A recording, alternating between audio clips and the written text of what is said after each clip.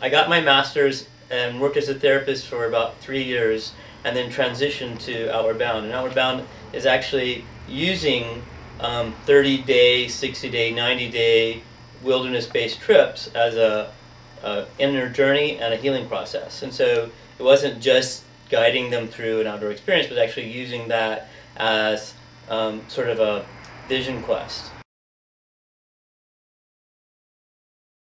Rock climbing, kayaking, mountaineering, knitting, performing. I'm a country western dancer. I am in a gay two-step country western troupe that performs around the United States.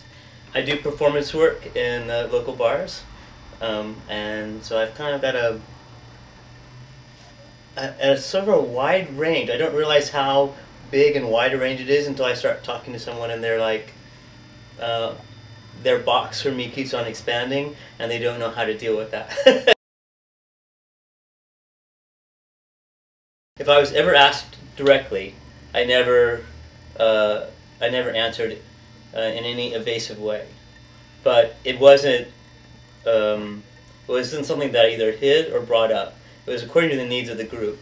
You know, if the group needed to know that about me, then I'd bring it up. The quarterback for the Crimson Tide, they're Alabama, right? Mm-hmm. The quarterback came on my Outward Bound course.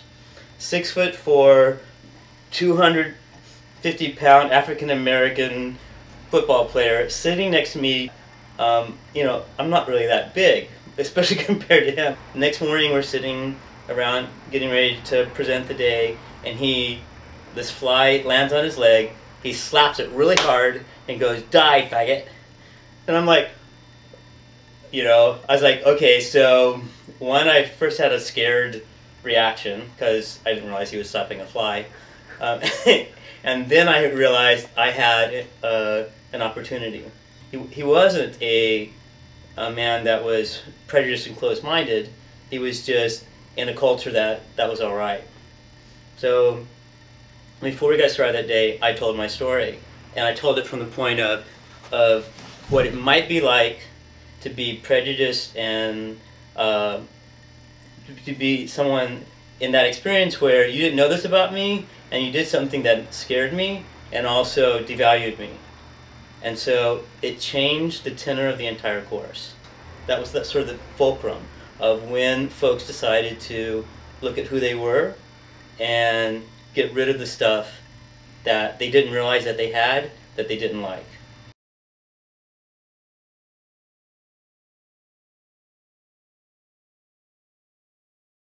And the reality is, maybe you should feel bad about who you are.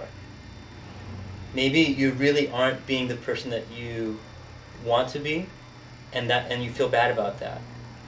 Recent governor that got in a sex scandal, my issue with them isn't that he was sexually active outside of a marriage, because perhaps that was okay for the marriage. The issue is that he was proclaiming tenets, beliefs, values, and morals that were diametrically opposed to his behaviors. And that's when you start feeling bad about who you are. You know, if your goal is to be X, Y, and Z, and your behaviors are leading you towards A, B, and C, then you probably don't feel so good.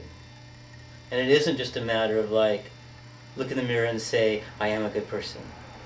Really look at what are the things that you value, what are the character traits that you appreciate, what are the goals, and are your behaviors in alignment with that? Because then if all that's in alignment, then you've got some narratives going on from family of origin, or then you've got some kind of twisted filters that blow everything out of proportion. When a psychiatrist gives you a medication, it makes the depression small enough so you can deal with the issue. Rock climbing and dancing and whatever it is that you're going to do will make the symptoms small enough so that you can then go back and deal with. Once you get it small enough, there's first aligning your behaviors with your beliefs, and then looking at the stories you tell about yourself. Mm-hmm.